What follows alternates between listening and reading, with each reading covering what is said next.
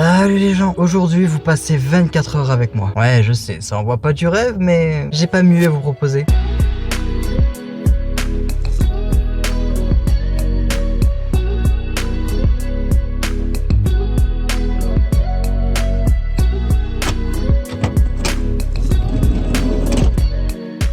Bon, vous le savez sûrement, et pour moi la van life c'est un moyen de voyager, de voir un petit peu du paysage, tout ça. Et évidemment, je me gare jamais dans des endroits totalement innocents. Là, je suis garé au niveau du lac de Villefort. Il faut savoir que ce lac, il a englouti un hameau, le hameau de Bayard, je crois, un truc comme ça. Et c'est pour ça qu'on appelle aussi le lac Bayard. Et je vous avoue que le lac, il est plutôt mignon. Bon, même si le temps est un petit peu grisâtre, on va quand même aller voir.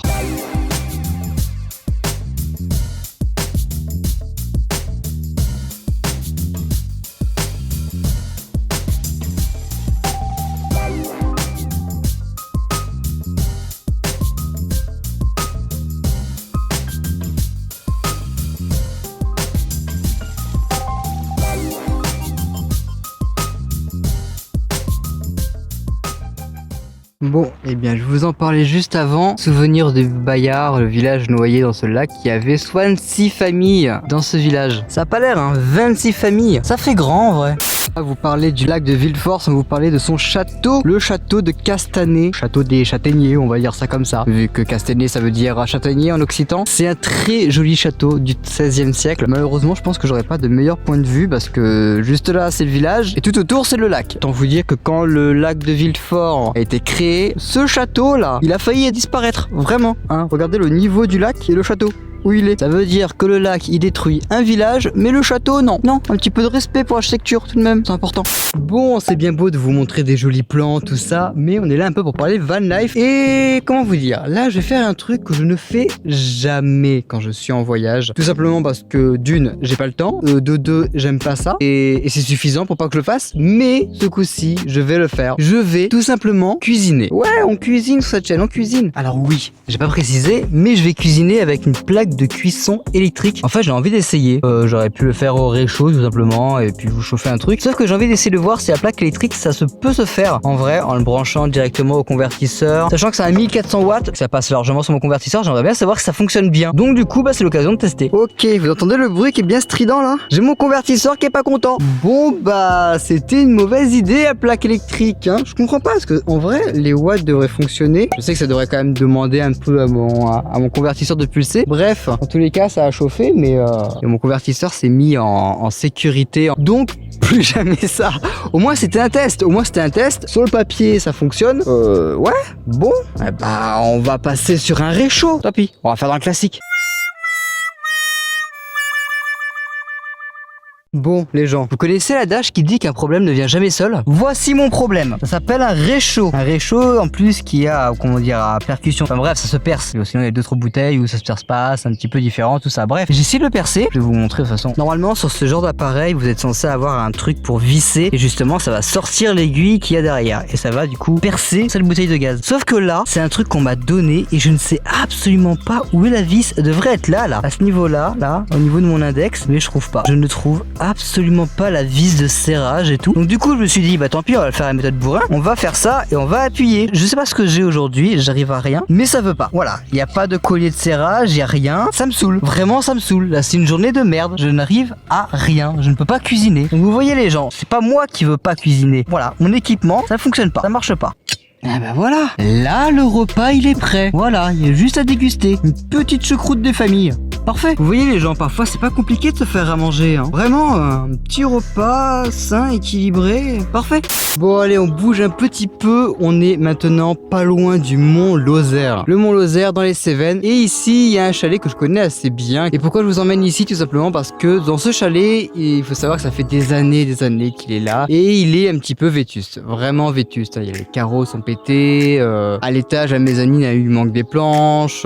Les murs auraient besoin d'un petit coup de peinture. Vraiment, et c'est le bordel à l'intérieur. Et c'est un truc que j'aimerais faire un jour, c'est pouvoir le rénover. Je ne sais pas comment, je ne sais pas avec quel argent, je ne sais pas si j'aurai les autorisations. Là, je vois un panneau de l'Office national des forêts, donc j'imagine que c'est eux qui doivent le gérer. Mais ça fait des années qu'il est à l'abandon, ça fait aussi quelques années que je n'y suis pas retourné. Enfin bref, assez parlé, on va aller visiter le chalet.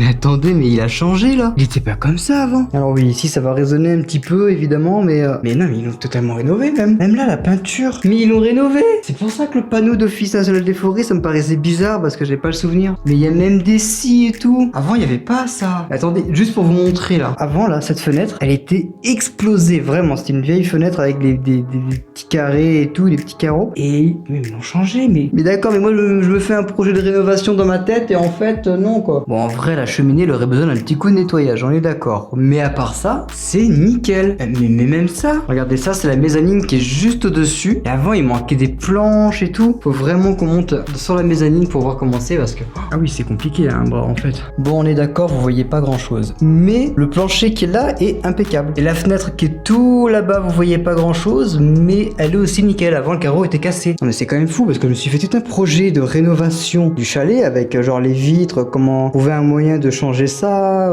tout ce qui était peinture et tout qui était à faire, retrouver des planches de bois pour rénover la mezzanine, enfin bref, il y avait plein de trucs que j'avais en tête. Et là, je rentre, mais c'est nickel en fait. Le chalet, il est ça va quoi en vrai, il est pas dégueulasse hein.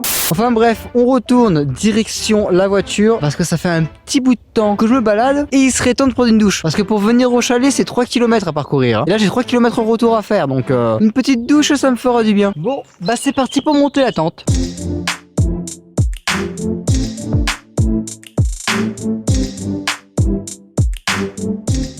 Bon, et après ça, il manque plus que le tapis de bain, le seau. On va évidemment remplir d'eau. 20 litres d'eau, c'est lourd. Bon. Et dedans, on va mettre la pompe à eau et la poire de douche. Et ça va faire un bon petit jet d'eau. Et ça va faire une très bonne douche. Voilà. Bon, on est d'accord sur un point. Prendre une douche en été, c'est plus agréable que de prendre une douche en hiver. Vraiment. J'aurais pas cru. Je vous jure, là, j'ai tellement surkiffé ma petite douche que j'y suis resté plus longtemps que d'habitude. Vraiment. Voire trop longtemps. Faut que je vous parle d'un truc. Il faut savoir que tous les soirs, avant de me coucher, j'ai un petit rituel un petit peu... comment dire? Un petit peu badant, je dois l'avouer. C'est que tous les soirs, je me pose ici, là, juste à la porte de ma voiture, et je me pose juste là. Et puis je regarde comme ça aux alentours, et puis je réfléchis et tout. Tous les soirs, au moins pendant, je sais pas, 10, 15 minutes au moins, et je me mets à réfléchir. À chaque fois, tous les soirs, c'est mon rituel. Je prends mon dernier bol d'air frais avant de m'enfermer dans la voiture. Et ça, c'est un truc que je vous ai jamais montré. Depuis tout le temps que je voyage, depuis maintenant les 4 ans que je suis sur YouTube, je fais ça. Je me pose ici, juste avant d'aller me coucher, et je réfléchis un petit peu.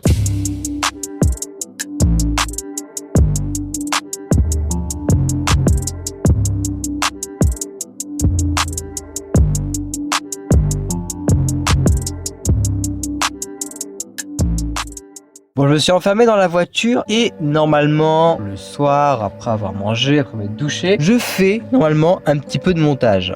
Je dis normalement parce que dans le meilleur des mondes, je ferai 2 heures de montage tous les soirs pour m'avancer pour la vidéo de la semaine prochaine. Sauf que dans la réalité, c'est faux. Dans la réalité, c'est faux parce que je suis trop éclaté pour faire du montage le soir. Et du coup, je fais toujours une journée ou deux de off justement pour faire le montage. Et je vous avoue que c'est saoulant de faire toute une journée enfermé dans sa bagnole à faire du montage, parfois une deuxième journée parce que c'est beaucoup trop long ce qu'il y a à faire. C'est chiant, il va falloir que j'ai un petit peu de rigueur. Enfin bref, là il me reste juste à me coucher, mais je vais vous épargner mes ronflements tout de même. En attendant, j'espère vraiment que cette vidéo vous a plu. J'ai essayé de vous montrer un petit peu le quotidien van life, mon quotidien van life, vu que je n'y vis pas, hein. C'est que des moments où je suis en road trip, voilà ce que je fais. Quand je suis, on va dire, collé à ma voiture. Sur une journée complète dans ma voiture, j'y reste 20% du temps quoi. Soit pour rouler, soit pour dormir, manger et faire du montage. C'est tout ce que je fais. J'espère en tout cas que cette vidéo vous aura plu, ainsi que mes talents culinaires qui sont maintenant indéniables. Voilà, je veux plus de commentaires de c'est quand que tu fais à manger, c'est quand que tu cuisines. J'ai cuisiné, ça a pas voulu. C'est pas de ma faute. En attendant, moi je vous dis à la prochaine fois pour une nouvelle vidéo. Allez, ciao.